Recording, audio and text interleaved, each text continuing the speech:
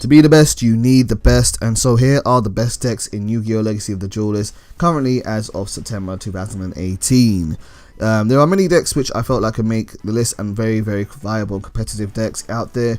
However, these ones are the ones which I feel like everyone should learn how to play and learn how to counter, because they will up your game quite a bit.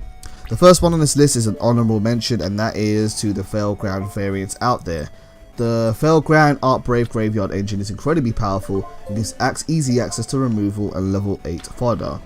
Now, this synergizes well with Galaxy Eyes variants or even Card of the Demise stuns, but I find Blue Eyes White Dragon variants to be the most balanced and consistent version out there, especially because of Dragon Spirit of White. Why I wanted to mention this deck is because as it contains Blue Eyes, it hits that nostalgia itch for a lot of players, and a lot of players seem to want to play this deck. However, I don't necessarily think it is one of the most powerful decks in the game, because it does have a few limited options. That being said, it does give you access to a whole number of level 8 monsters, which gives you great access to a rank 8 toolbox for your extra deck, and as well as that, Blue Eyes has an amazing synchro toolbox through its synchro summon special monster, which name I'm drawing a blank on at the moment. The deck is very good at recycling monsters from the graveyard and getting rid of your opponent's resources, and it can be very hard to beat if you're inexperienced with them. The next deck on this list, and number 5, is your Senju variants. Your Senjus are the best rogue choice for the current meta, in my opinion. They are the most flexible archetype in the game because they support each other so well, and you don't need to commit a lot of deck space in order to make them work. What makes your Senju so good is that they give you 3 normal summons for a turn, and because of that, you can run all sorts of other cards to synergize with them and stun your opponent.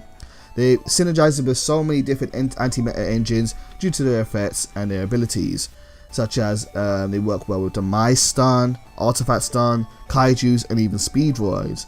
Now, they are very much matchup dependent, and your Senjus are eventually going to run up into a bad matchup because you're just not going to have the counters that you needed. But with good knowledge of the game and good knowledge of the best decks out there, you can kind of overcome this by effective deck building and having a good side deck. So if you like to play rogue decks, I definitely strongly recommend giving your Senjus a try. Number 4 on the list we have is Magiceptor Draco Pals.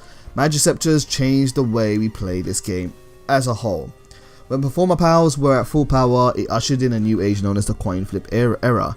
You were in a state where everyone wanted to go first and create a massive board full of resources with crazy combos, and that made players reevaluate their deck building philosophies worldwide. Magiceptor Draco Pals are such an amazing build because they have so many different resources which they can commit to the board and ways to stun and remove your opponent's cards.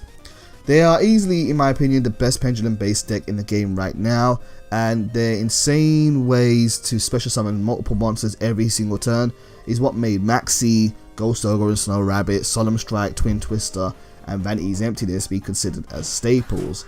It can be a hard deck to master for newer players, but once you understand how this deck works, it can be very powerful in the right hands. So definitely one of the best decks in the game right now. From the Masters of Pendulum Summoning, we move on to the Masters of Tribute Summoning, and that is Monarchs. Monarchs by far have the best spell and trap support for an archetype on this list, bar none. They have their own version of Allure of Darkness, which when it's in the graveyard turns into a Searcher for 4 further combos. It has a card which locks out players from their extra deck, making it a great anti-meta choice in certain matchups. It can use the extra deck for its own toolbox purposes and make really good use out of that. It gives you 3 special summons which you can use for tribute fodder, or you can even use your opponent's monsters for tribute summons without even targeting them with effects. Monarchs are very powerful, and their spell and trap support is really great. As for the monsters in the deck, depending on what you choose, you can choose to disrupt your opponent's hand, banish cards in the field, special summon monsters from your deck, draw more cards, or even abuse cards like Majesty's Fiend and switch off monster effects as a whole while you continue to play and create a strong presence board. Monarchs have great matchups against almost every deck in this list, and would probably be number 1 if I just didn't hate them so much. Number 2 on this list are Cosmos. Wizard of Oz meets Star Wars. This deck has one of the most resilient engines in the game.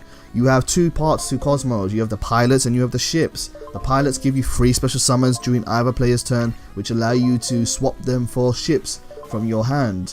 What's so great about this is that the ships in your hand become basically hand traps that can be used during your opponent's turn. If you want to destroy your opponent's monster, special summon Dart Destroyer and destroy one of their monsters. If you want to destroy a spell or trap, special summon Cosmos Slip Rider and then destroy a spell or trap. Or if you want to shut down their plays, bring out Dark Lady and use her effect to negate effects by paying 1000 life points. It is an amazing archetype and one that is incredibly hard for players to deal with if they are not prepared. They have access to pretty much every area of the game. They have access to a good extra deck and cards like Cyber Dragon Infinity. They can recover cards from the banished pile. Their graveyard use is very good with cards like Call of the Haunted. And they can even OTK you using Cosmo Farm Girl or Fire King engines to help support themselves. The only thing this deck lacks is a good way to deal with graveyard engines such as opponents' graveyards, and occasionally you'll find yourself against boss monsters which you can't kill because Dark Destroyer is probably one of their strongest monsters in the deck, and so if you can find a way to kind of get past Dark Destroyer, it can be hard for them to deal with cards. But with traps like Cosmojo, one of the best traps cards in the game, you can still deal with threats in many ways by banishing their cards without targeting them through effects.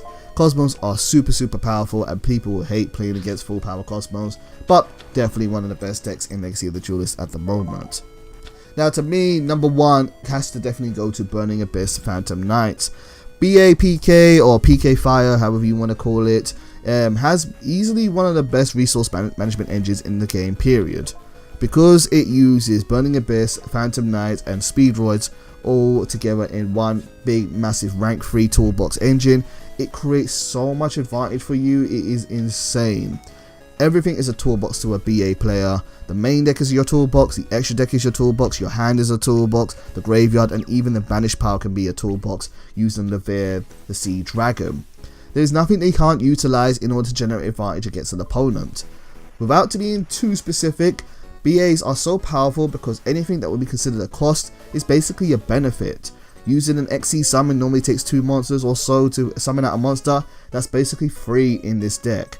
Using cards like Twin Twister is free. There's so many different ways to generate massive forms of advantage in this deck that once you start to gain an advantage over your opponent, it can be very hard to stop because a lot of their cards recycle one another and float and give you free summons. What is difficult with this deck is sometimes they can't deal with big boss monsters as they are smaller level monsters, and sometimes they can be a little bit bricky, but there are multiple ways to play through many games through using this deck.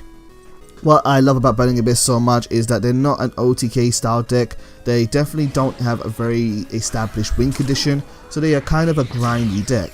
So if you're a player who likes to play kind of slower style games and back and forth matches, definitely give this one a try because this game will force your opponent to reevaluate their strategies, because once they start to commit too many resources, if they can't kill you, you're pretty much going to kill them. Anyway, thank you for listening to my video. Hopefully you've enjoyed. Do you agree that these are the best decks in the game? If not, let me know down below, or if you do agree, let me know your thoughts. Thank you guys as always for supporting the channel, and I'll see you soon. Take care.